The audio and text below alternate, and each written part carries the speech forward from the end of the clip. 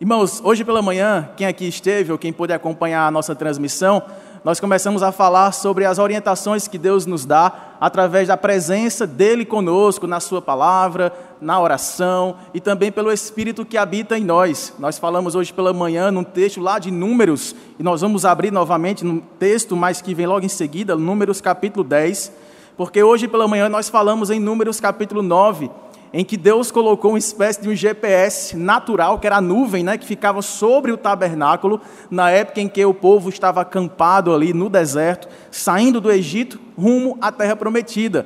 E para dar direção ao povo, Deus usou esse recurso, uma nuvem de glória que envolvia o tabernáculo, que ficava no centro do acampamento dos hebreus, e quando a nuvem parava, eles paravam, armavam suas tendas e ali ficavam.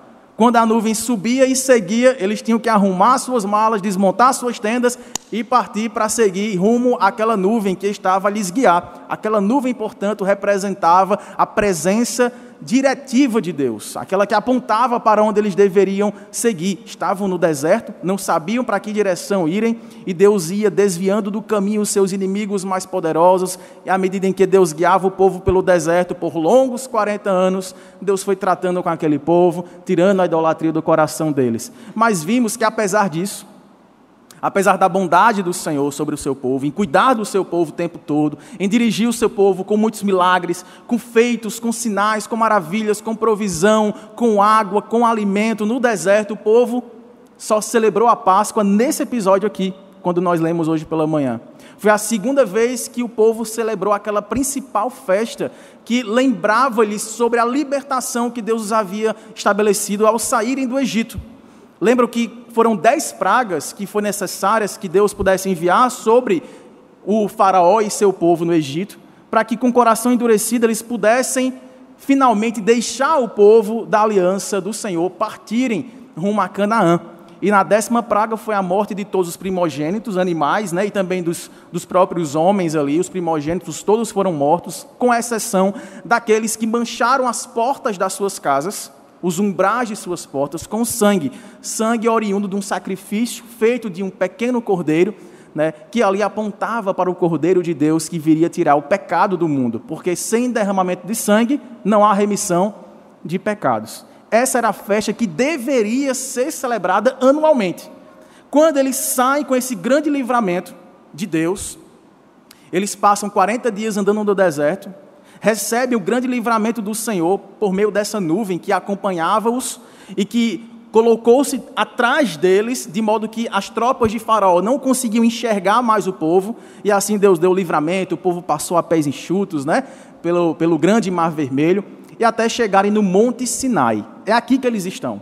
Eles passaram quase um ano aqui nessa região. Foi de lá, do Monte Sinai, que Deus deu os 10 mandamentos a Moisés, que depois viria a se transformar em cerca de 613 mandamentos do Senhor, acerca de leis cerimoniais, leis civis e também as leis que deveriam servir da perspectiva moral de Deus para o povo.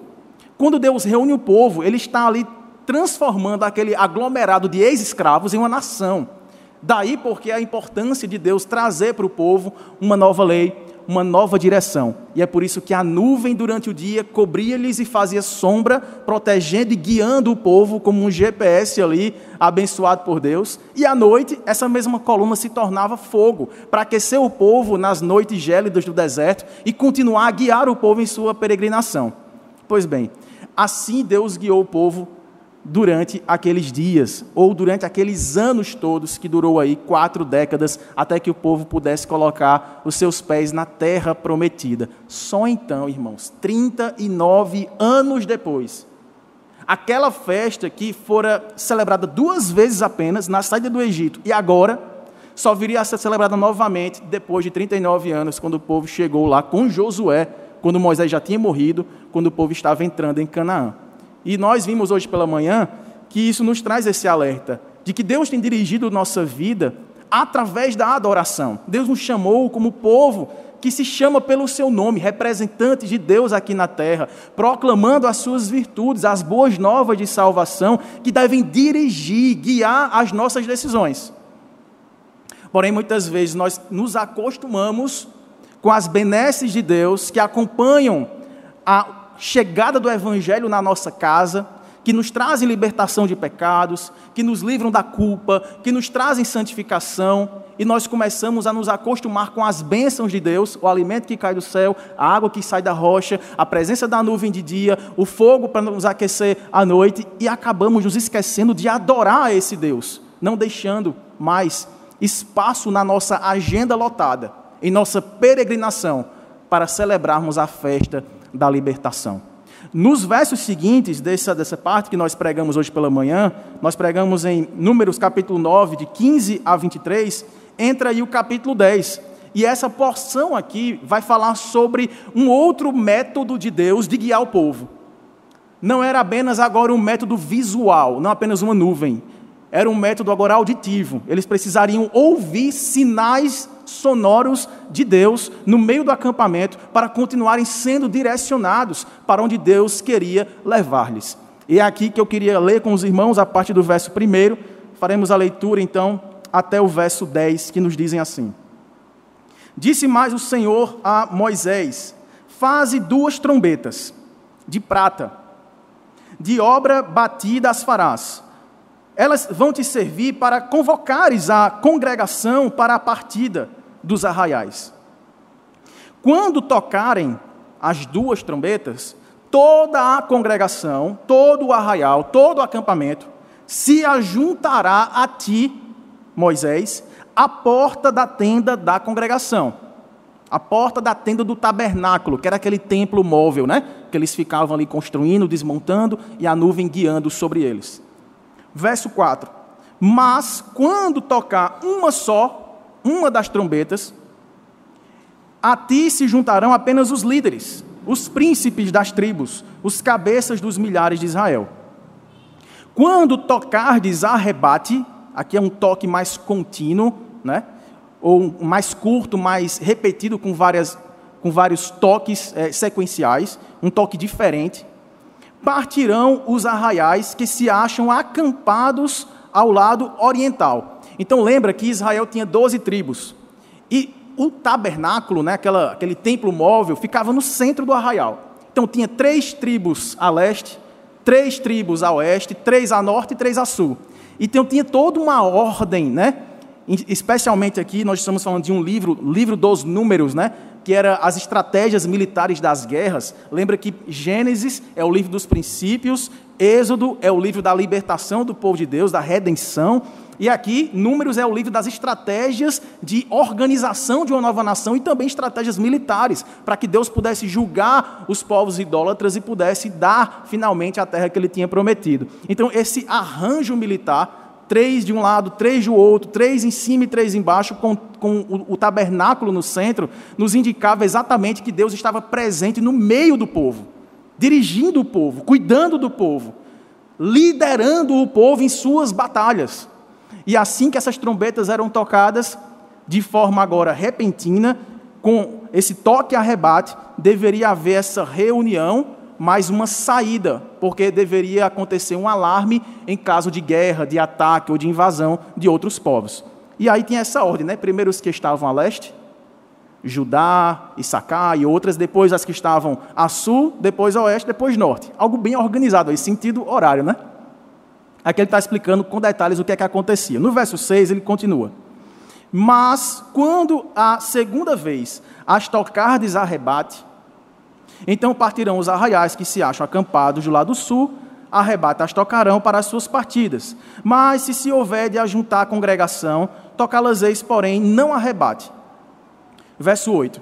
Os filhos de Arão, sacerdotes, eles é quem tocarão as trombetas. E a vós outros será isto por estatuto perpétuo nas vossas gerações. Ele está explicando aqui que esse instrumento, apesar de ser um instrumento musical, um instrumento de sopro, aqui, nesse momento, não servia para acompanhamento musical nos cultos. Porque quem tinha essa função eram os levitas. Mas aqui eram os sacerdotes, aqueles que eram espécie de vigias do arraial, que estavam o tempo todo alertas para dar avisos ao povo. Seja para juntar os líderes para uma reunião com Moisés, seja para juntar todo mundo para adorar aos pés do Senhor, né, às portas da tenda da congregação, seja para juntar as coisas e partir para a guerra. Então ele está explicando essa função aqui de alarde, né? de alarme, de alerta. E eram os filhos de Arão, né, os sacerdotes que faziam isso. No verso 9 ele continua dizendo: quando na vossa terra sairdes a pelejar contra os opressores que vos apertam, também tocareis as trombetas a rebate, e perante o Senhor, vosso Deus, haverá lembrança de vós. Isso aqui é importante. E sereis salvos de vossos inimigos. Da mesma sorte, no dia da vossa alegria e nas vossas solenidades, e nos princípios dos vossos meses, também tocareis as vossas trombetas sobre os vossos holocaustos e sobre os vossos sacrifícios pacíficos. Aqui ele está falando da introdução das festas que vinham junto da Páscoa, as outras festas que a gente vai falar em seguida. E vos serão por lembrança perante o vosso Deus. Eu sou o Senhor, vosso Deus. Amém. Vamos fazer uma oração então agora, pedir que Deus nos instrua nessa palavra, cheia de significados, trombetas, alarmes, organização e o que Deus tem a falar conosco para continuar a nos dirigir enquanto aqui estamos peregrinando junto dos irmãos para o lugar que Deus preparou para todo o seu povo. Oremos. Maravilhoso Deus, nosso Pai, queremos te agradecer pela tua palavra que nos foi lida. Queremos agradecer porque o Senhor sempre se fez presente no meio do teu povo. Assim cremos que o Senhor está agora aqui também, Pai, a falar conosco, ao nosso coração, a nos encorajar, a nos trazer paz, a nos consolar e nos fortalecer. E assim, Senhor, queremos atender a tua convocação. Queremos ouvir os teus avisos e seguir ao Senhor. Portanto, fala conosco, ó Deus, apesar de quem está ministrando. Fala através do teu Espírito Santo, pois assim oramos e agradecemos. Em nome do Senhor Jesus. Amém. Meus irmãos, esses instrumentos aqui, essas trombetas, serviu então para alertar o povo e para convocar o povo, ou parte do povo, quando Moisés necessitasse reunir para uma reunião, para adoração ou para oração. Esses instrumentos aqui, eles ficaram marcados porque quem aqui entende um pouquinho de instrumento de sopro, sabe que, em geral, eles têm uma sonoridade mais impactante do que instrumento de cordas, por exemplo, né? Se a gente tivesse aqui, Dr. Christian, não sei se ele está aqui hoje à noite, ele poderia trazer o sax dele, né, o saxofone dele, ele poderia tocar praticamente sem microfone, porque toda a igreja ouviria o som, né, agudo, né, alguns agudos que sairiam ali daquele instrumento de sopro. E este instrumento, ele servia exatamente para alertar o povo de uma vez por todas. Fosse um alarme sonoro que todo o acampamento pudesse se prontificar e interpretar o tipo de aviso que estava sendo dado. Então, à medida em que esse povo estava sendo convocado para atender às solicitações de reunião que Deus trazia através do seu servo Moisés, Deus usava esse recurso para reunir o povo para receber a sua instrução. Então, quando a gente olha para os versos 1 até o verso 8 desse texto, nós vemos que quando eles atendiam a essa convocação, eles estavam se juntando para receber de Moisés as instruções dadas por Deus, para trazer uma correção no ambiente do arraial, trazer advertências, né, trazer um lembrete da lei do Senhor, trazer uma convocação solene para a adoração, ou mesmo um ajuntamento para a preparação de uma grande batalha. Ou, caso percebesse o movimento visual da nuvem, alguém que estava ali olhando para aquela nuvem, o sacerdote, pegava o seu instrumento e avisava com toques também a rebate, esses toques que na música chamam em estacato, né? São toques quebrados, são notas que tem pouco tempo de sonorização e são sequenciadas umas pelas outras, né? E aí esse toque avisava o povo que estava na hora de partir. Então eu falava até hoje pela manhã como deveria ser em alguns momentos frustrante para o povo, né? A gente que já participou de algumas mudanças, né, recentemente, Campinas, João Pessoa, Recife, lá e cá, e depois aqui de vez, a gente vê como é um pouquinho chato assim, participar de mudança, né? A gente arruma tudo, coloca as coisas nos seus lugares, e depois de um tempo a gente precisa se mudar, e aí tem que bagunçar tudo de novo para rearrumar, ver o que vai caber no novo lugar. Então, se eu perguntar aqui agora, quem chegou aqui em João Pessoa não sendo daqui e está morando aqui agora? Levanta a mão, só para eu ter uma ideia. praticamente metade da igreja, né? Nesse crescer que a gente fez agora quarta-feira, não tinha ninguém daqui, Daniel, a não ser a banda. E a banda era eu, Ju e Tony, tocando forró. E de paraibano só tinha gente. Tinha brasiliense, tinha anapolense, tinha rio-grandense também, né? Então, tinha gente em todo lugar, menos aqui mesmo. Graças a Deus, tem nos dado esse privilégio de receber pessoas de todos os lugares. Mas cá entre nós, fazer uma mudança anual já é difícil. Ora, imagine uma mudança, como explica os versos anteriores aí no capítulo 9, que só durava uma noite. Eles chegavam, limpavam o acampamento, armavam suas tendas, passavam a noite, toque, arrebate, nuvem se movia, corre, Deus está mandando a gente sair daqui. Aí eles caminhavam por alguns dias naquele deserto, né? Imagine crianças, animais, idosos, mulheres, grávidas, homens fortes, homens fracos, ex-escravos, passando por dentro, às vezes, de territórios inimigos que guerreavam contra eles.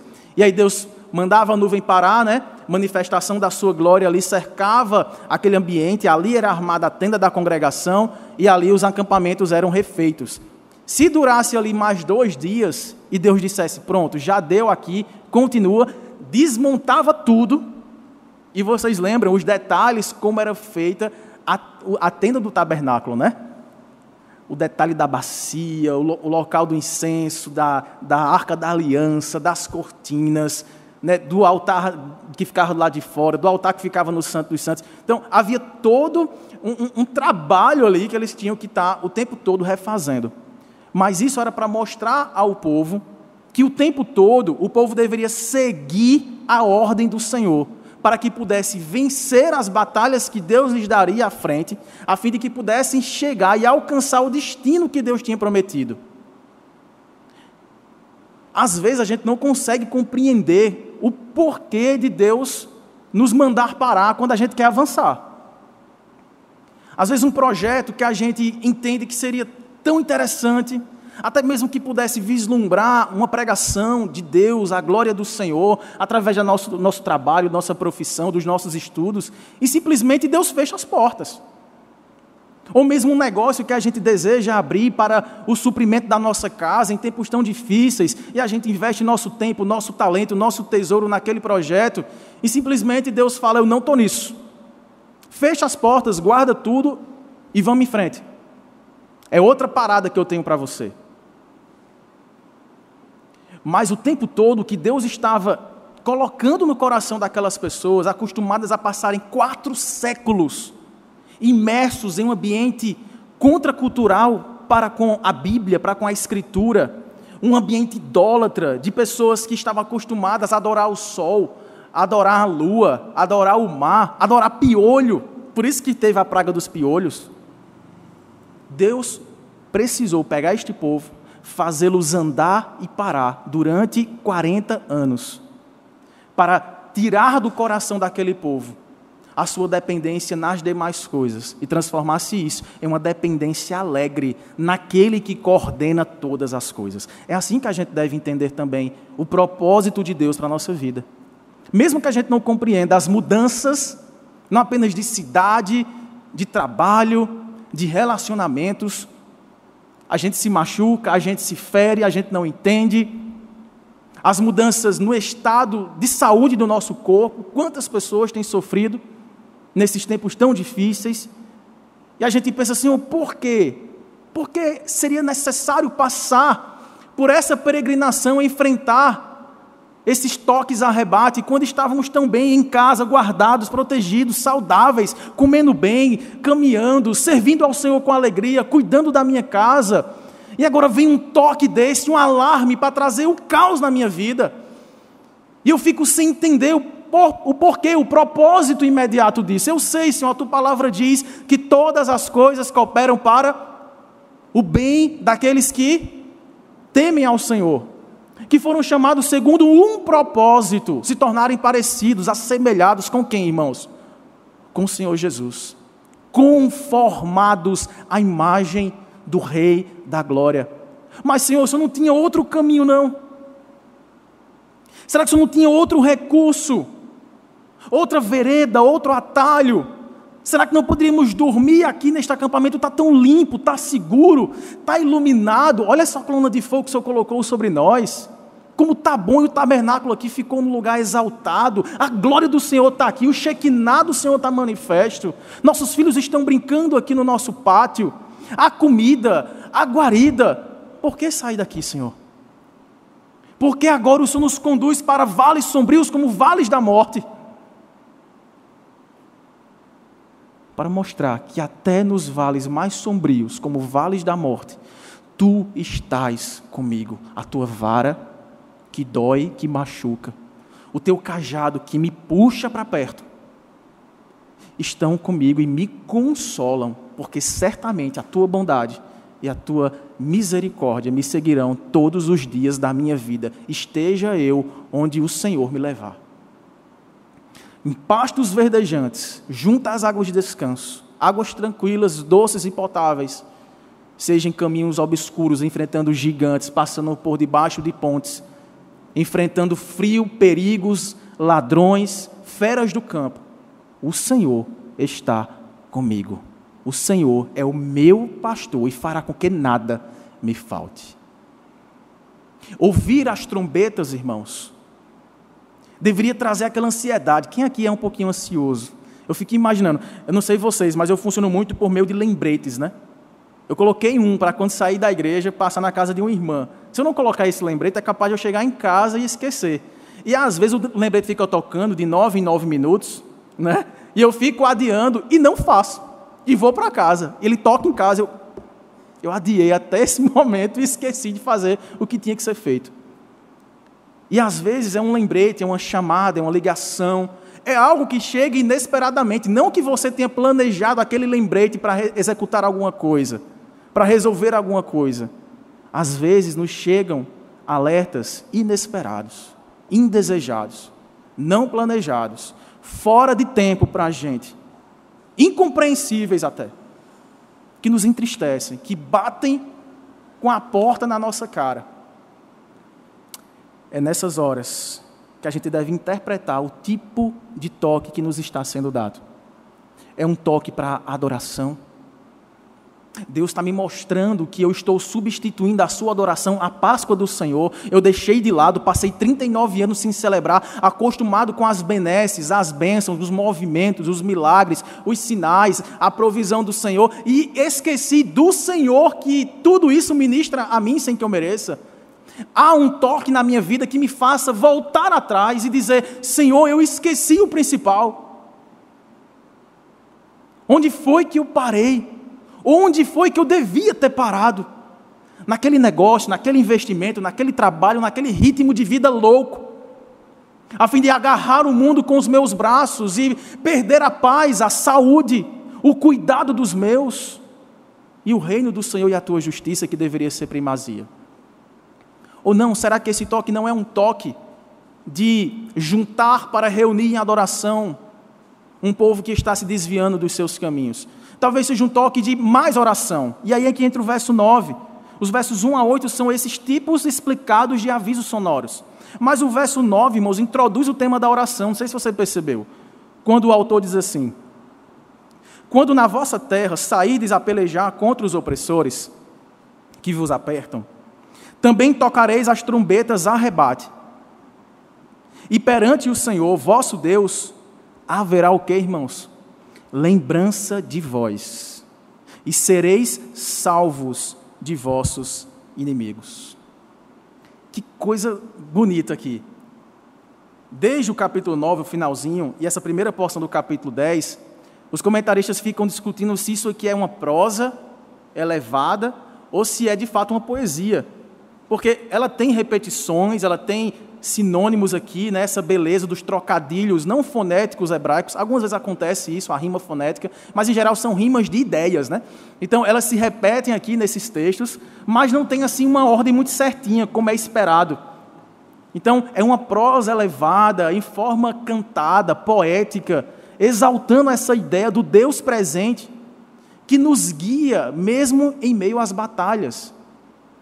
E aqui, irmãos, poeticamente falando, é como se Moisés dissesse que quando nós ouvimos esses avisos sonoros de Deus, para nos dedicarmos mais em oração, é como se nós estivéssemos tocando no celular de Deus o lembrete. para que Ele lembre de nós e venha nos socorrer. Vocês perceberam isso? Leia novamente o verso 9. Quando na vossa terra sairdes a pelejar contra os opressores que vos apertam, também tocareis as trombetas a rebate. Mas olha agora, não é perante vós, e perante o Senhor, vosso Deus, haverá o que, irmãos? Um lembrete. Haverá uma lembrança de vocês, diante de Deus. A foto da gente aparecerá diante do Senhor. Aquela chamada identificada aparecerá diante do trono de Deus. E sereis salvos dos vossos inimigos.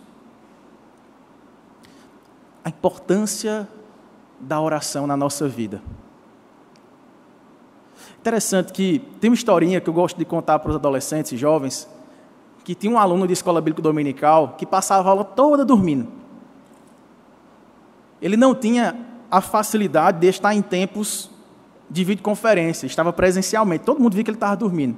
Porque se você hoje estiver dormindo, né, basta desligar a sua câmera, professor, estou com a câmera aqui quebrada, não vou poder ligar hoje não. E fica dormindo. Mas ele dormia, e aí o professor ficava intrigado e dizia, mas rapaz, eu vou fazer uma pergunta a fulano, para ver se, né, dá aquela sacudida, constrange um pouquinho, e ele na próxima fica mais atento. Ele acordava e dizia, professor, orar e ler a Bíblia. Sempre dava essa mesma resposta. Tem como errar, irmãos, oferecendo essa resposta? Para qualquer situação da vida, é a coisa mais básica, mais simples, que todos nós, crentes no Senhor, temos de recurso divino diante de nós, orarmos e meditarmos na palavra. Mas adivinha qual é a nossa maior dificuldade?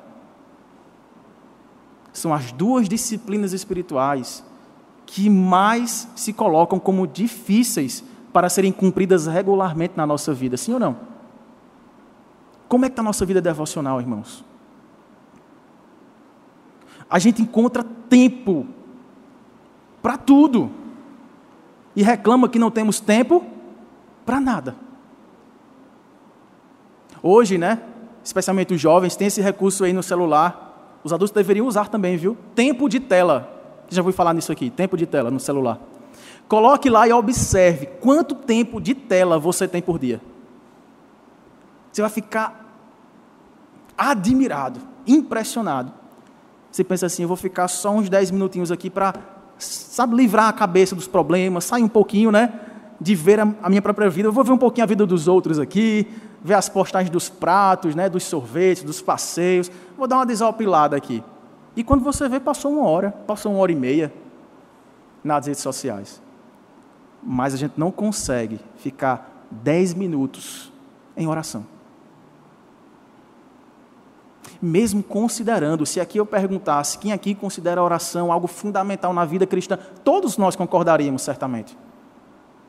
Quem aqui considera a leitura da palavra, o ouvir a voz do Espírito, na revelação de quem Deus é, das suas obras e do seu propósito para nós, que tanto nos perguntamos qual será, todos nós vamos concordar, sim, é tão importante quanto a oração meditarmos na revelação do ser de Deus, das suas obras e do seu propósito revelado para todos nós. Mas é nesses dois fundamentos que nós mais somos atacados e mais somos tentados a negligenciá-los. Irmãos, que coisa impressionante. Ao orarmos ao Senhor, estamos atendendo a uma convocação, um toque de alerta. Ei, você precisa orar mais. Eu não sei qual é o toque de alerta que Deus está dando na minha vida ou na sua vida em específico. Na minha eu posso fazer algumas sugestões e posso chegar a algumas conclusões hoje. Mas na sua vida, em que Deus está te alertando? Como é que Deus está fazendo para chamar a sua atenção? Antigamente, quando não tinha o WhatsApp, a gente usava o Messenger, né? O MSN Messenger, era isso mesmo? Era, Henrique? E aí tinha um botãozinho lá, tu lembra? Que era para sacudir a tela do outro. A gente falava lá com alguém, a pessoa deixava a gente um pouquinho de gelo, né? De canto. E a gente, doido para que a pessoa desse uma moralzinha, ia lá e clicava no botãozinho, Alexandre, que tremia a tela. Tu é desse tempo. Eu sou, porque tu não seria. Foi assim que minha amada esposa, hoje, né, estamos juntos por causa também desse botãozinho que nos chamou a atenção um do outro ali no tempo da nossa paquera. E como era bom aquilo, né? Dá vontade de fazer esse WhatsApp também. A gente manda uma mensagem, eu quero que responda agora. Trema a tela aí, por favor.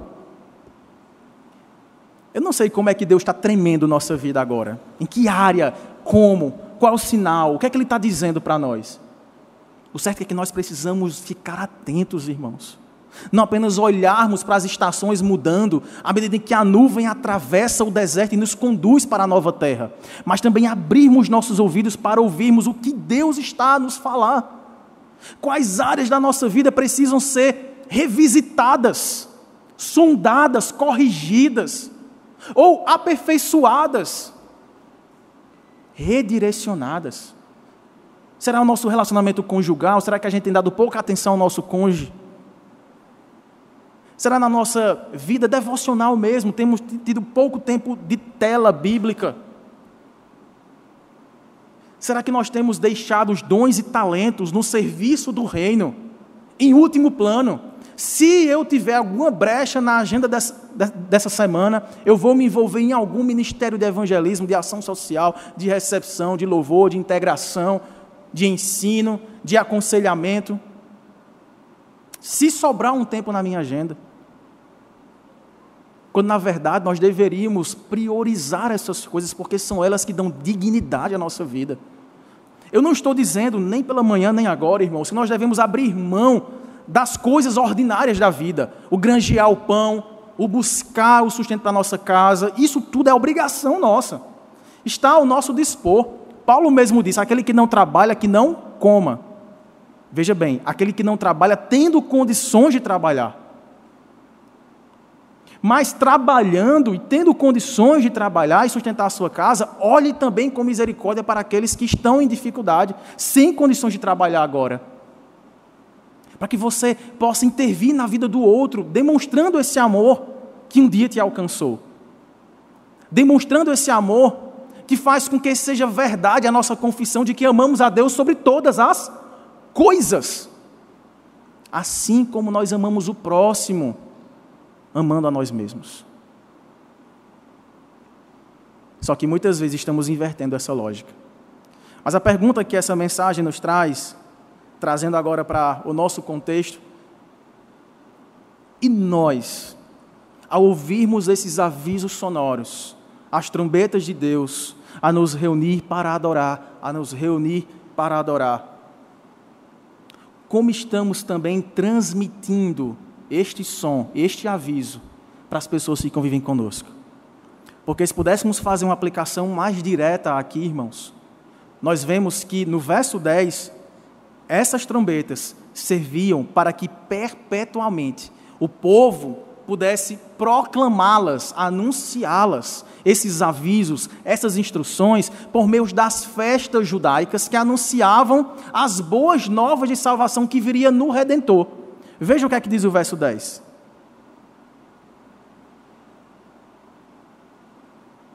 Da mesma sorte, no dia da vossa alegria e nas vossas solenidades, nas vossas celebrações solenes e nos princípios dos vossos meses, também tocareis as vossas trombetas.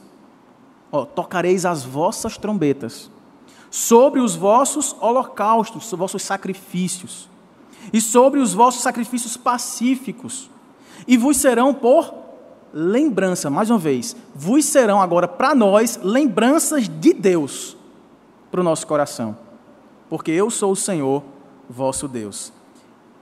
E aqui, irmãos, essas festas todas, se os irmãos forem para o livro anterior, o livro de Levítico, que é o livro das festas judaicas, lá no capítulo 23, vocês vão ver a lista das festas, das solenidades, dos sacrifícios que Deus tinha prescrito para esse povo, junto daquelas leis cerimoniais de culto, de adoração.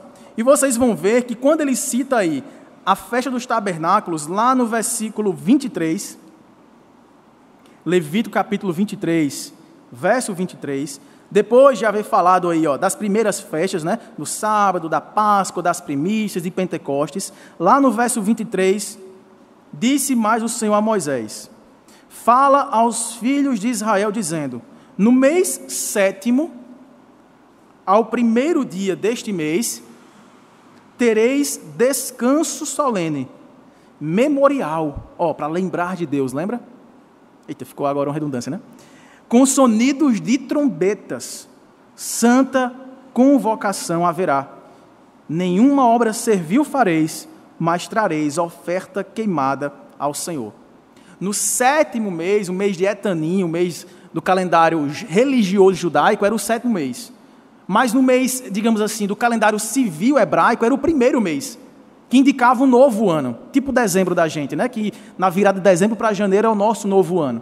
Então, para eles, o 7º mês religioso, o 1º mês civil, era essa abertura de um novo ano. E era aqui que as trombetas eram tocadas.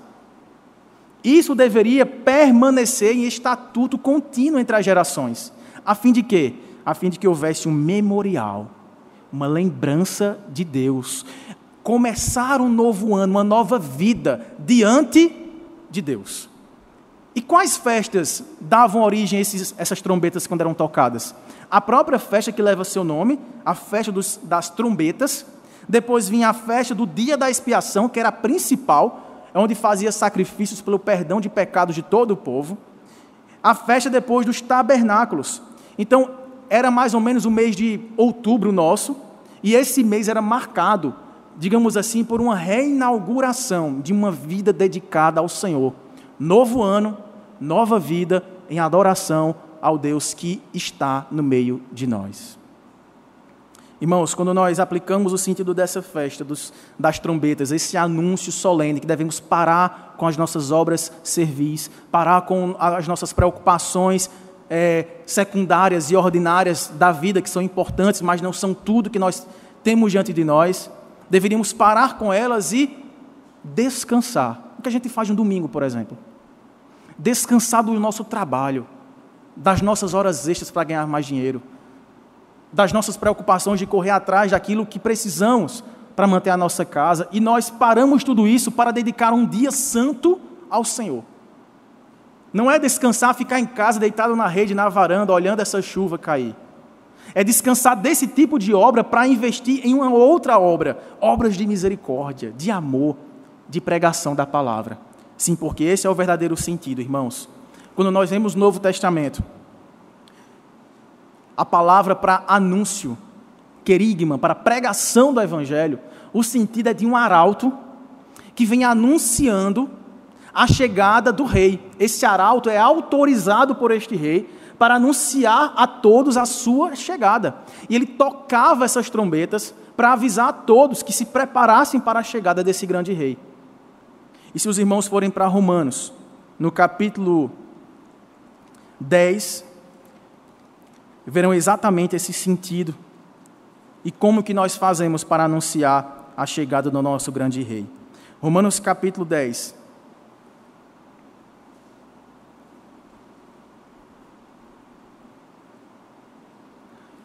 Eu queria ler com os irmãos a partir do verso 9. Porque um dia fomos nós que ouvimos o anúncio de um rei através de alguém, a pregação do Evangelho que nos alcançou, e nós cremos e confessamos. Mas quando isso acontece, nos tornamos também arautos desse rei, para anunciá-lo a outras pessoas. É isso que o apóstolo argumenta aqui a partir do verso 9, dizendo: se com a tua boca confessares Jesus como Senhor, e em teu coração creres que Deus o ressuscitou dentre os mortos, serás salvo. Porque com o coração se crê para a justiça, e com a boca se confessa a respeito da salvação. Porquanto a Escritura diz: todo aquele que nele crê não será confundido, pois não há distinção entre judeu e grego, uma vez que o mesmo é o Senhor de todos, rico para com todos os que o invocam. Porque todo aquele que invocar o nome do Senhor será salvo. Olha agora, verso 14. Como, porém, invocarão aquele em quem não creram? E como crerão naquele de quem nada ouviram? E como ouvirão, se não há quem pregue? E como pregarão, se não forem enviados? Pois como está escrito, quão formosos são os pés dos que anunciam, dos que tocam as trombetas das boas novas. Mas nem todos obedecem ou obedeceram ao Evangelho. Pois Isaías diz: Senhor, quem acreditou na nossa pregação? Vamos ler juntos agora o verso 17? E assim a fé vem pela pregação, e a pregação pela palavra de Cristo. eu e você, tendo ouvido o anúncio da trombeta, da chegada do rei, da reunião para adoração, para oração e para instrução na vida, agora recebemos trombetas também, para que anunciemos para as outras pessoas que é chegado o Rei da Glória. Para que essas pessoas possam ouvir, e ouvindo possam crer, e crendo possam se converter dos seus maus caminhos, se renderem aos pés e se tornarem súditos deste grande Rei, Senhor, que vem marchando triunfalmente para resgatar os seus e para julgar a terra dos seus malefícios e dos seus malfeitores. Foi para isso, irmãos, que nós somos chamados.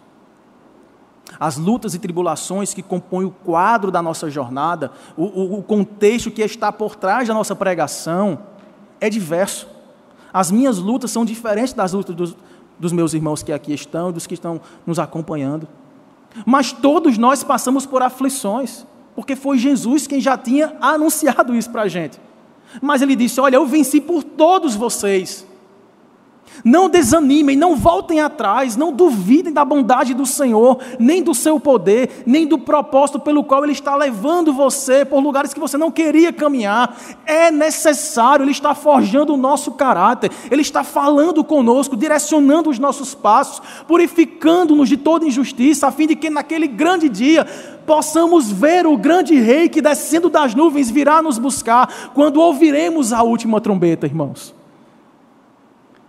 Uma vez que nós ouvimos a trombeta da nossa conversão, a fé que foi despertada pela pregação que alguém fez do Evangelho a nós, não podemos ficar para nós mesmos. Não podemos andar como adormecidos que fingem que nada está acontecendo, ou que a sua vida não tem sentido, não tem propósito, nada se encaixa, nada se explica. Como que um Deus inteligente, próspero, poderoso pode estar guiando um processo tão torto, tão incompreensível? Oh, profundidade das riquezas, tanto da sabedoria, como do poder de Deus. Quem, pois, conheceu a mente do Senhor? Quem foi o seu conselheiro? Porque é por meio dele, para ele, são todas as coisas, não algumas coisas, são todas as coisas. Glória, pois, a ele, somente a ele, eternamente, pois ele faz com que a sua vontade, que é boa, perfeita, agradável, se cumpra na nossa vida. Eu não estou, irmãos, com isso, dizendo que quando estamos no meio dos pedregulhos da nossa caminhada, é fácil dizer que a vontade de Deus é agradável, né? Foi Jesus quem disse: olha, para me seguir é preciso tomar a cruz, renunciar desejos, prazeres, planos, sonhos. Alguns Deus vai nos abençoar e dizer: vá, meu filho, eu vou deixar você usufruir dessa bondade, dessa prosperidade, dessa paz, dessas alegrias, dessas vitórias, dessas conquistas. E nós, no dia da alegria, voltando lá para o último verso, na mesma sorte, no dia da vossa alegria e também nas vossas solenidades, vocês também tocarão as trombetas. Mas nos dias de guerras, de batalhas e calamidades, não deixem de ouvir os avisos de Deus e de continuar tocando as suas trombetas para lembrete entre todos os povos que o Senhor continua a ser o Rei da nossa vida. Ainda que a nossa vontade não seja igual à vontade do Senhor, e que a vontade do Senhor muitas vezes não se revele para nós no momento a mais agradável, que a gente possa se agradar de sermos conduzidos por aquele que tem uma vontade boa e perfeita. Amém, irmãos? Essa é a promessa que Deus tem para todos nós. Eu queria ler com os irmãos alguns versículos para encorajar a nossa fé nessa noite e concluirmos essa pregação. O primeiro deles está em 1 Pedro, finalzinho da Bíblia, capítulo 2, verso 9. Primeira carta do apóstolo Pedro, capítulo 2, verso 9. Lerei em primeira pessoa, para que seja uma verdade nossa. Nós somos, porém, raça eleita, sacerdócio real, nação santa, povo de propriedade exclusiva de Deus, a fim de proclamarmos as virtudes daquele que nos chamou das trevas para a sua maravilhosa luz.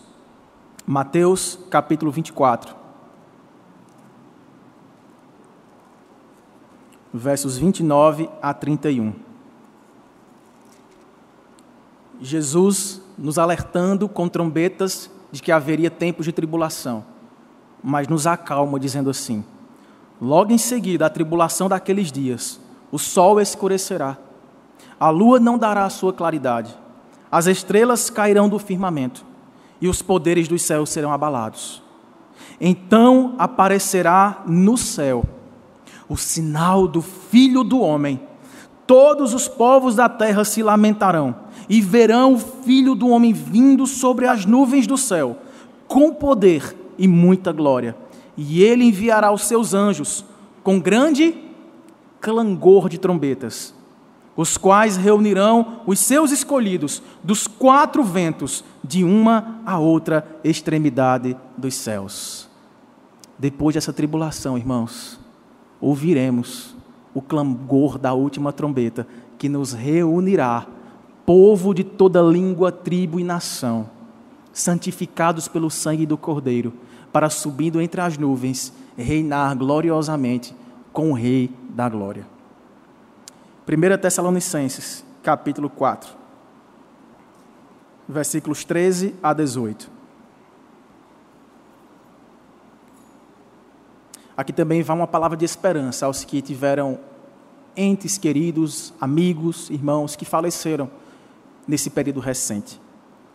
Não queremos, porém, irmãos, que sejais ignorantes com respeito aos que já partiram, aos que dormem, para não vos entristecerdes como os demais que não têm esperança.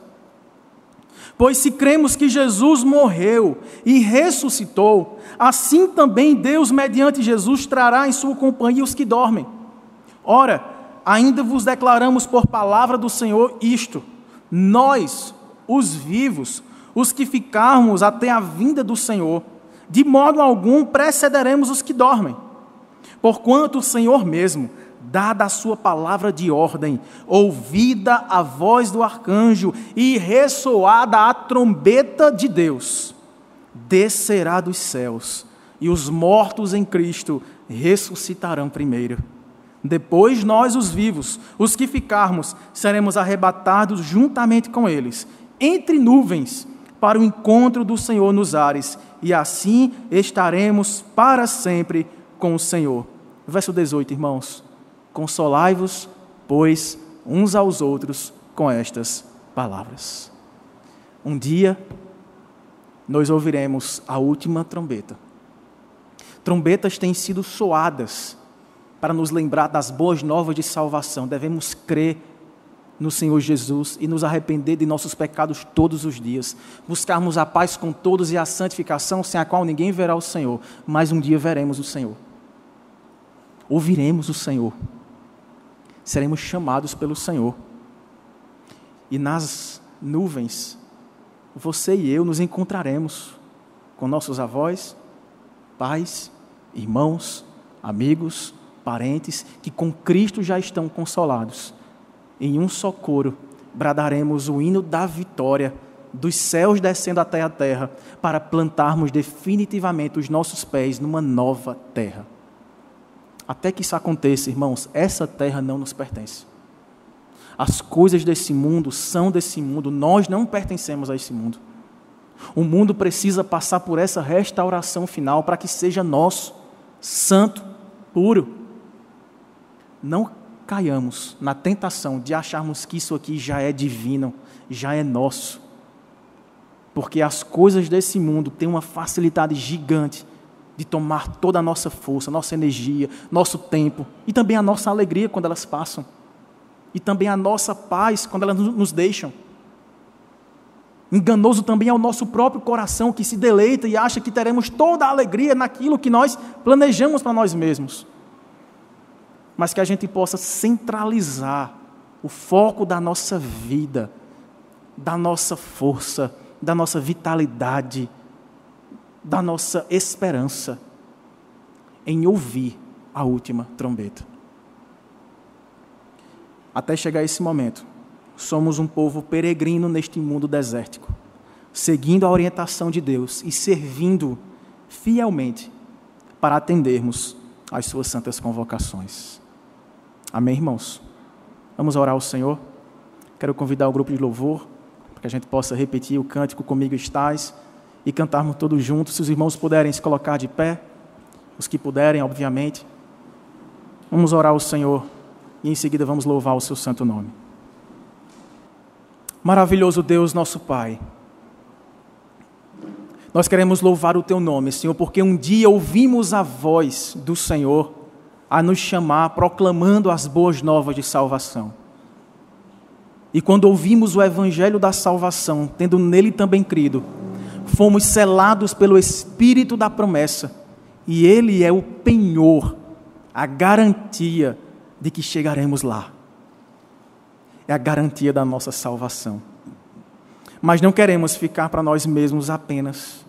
Não queremos interpretar a salvação como um amuleto da sorte de que tudo que a gente colocar aos pés será nosso. Tudo que a gente orar será dado. Tudo que a gente desejar, Deus nos dará. Não queremos, ó Pai, agir para com o Senhor como se mercadores fôssemos da Tua palavra, do Teu Evangelho. Achando que ainda temos algum mérito diante do Senhor por termos sido escolhidos por Ti. Não há mérito algum, apenas graça do Senhor. Fomos chamados, ó Deus, para resplandecermos a luz da Tua palavra, do Evangelho da salvação. Há tantos quantos ainda não creem no Senhor, que escolhidos em Ti antes da fundação do mundo, ouvindo a nossa pregação, mesmo que uma pregação falha, gaga, muitas vezes uma pregação falha em visual, quando nós mesmos pregamos alguma coisa e chegamos em casa e falhamos e pecamos naquele ponto que ensinamos a outro.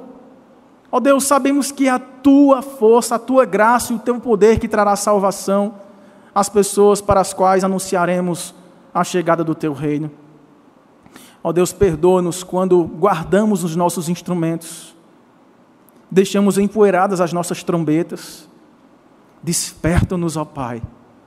Alerta-nos, Senhor, para que a nossa vida seja de fato vivida para a Tua glória, em oração constante, em conhecimento da Tua vontade por meio da leitura da Tua palavra, no serviço do reino, no serviço ao próximo, no amor demonstrado uns para com os outros, especialmente na pregação da Tua palavra.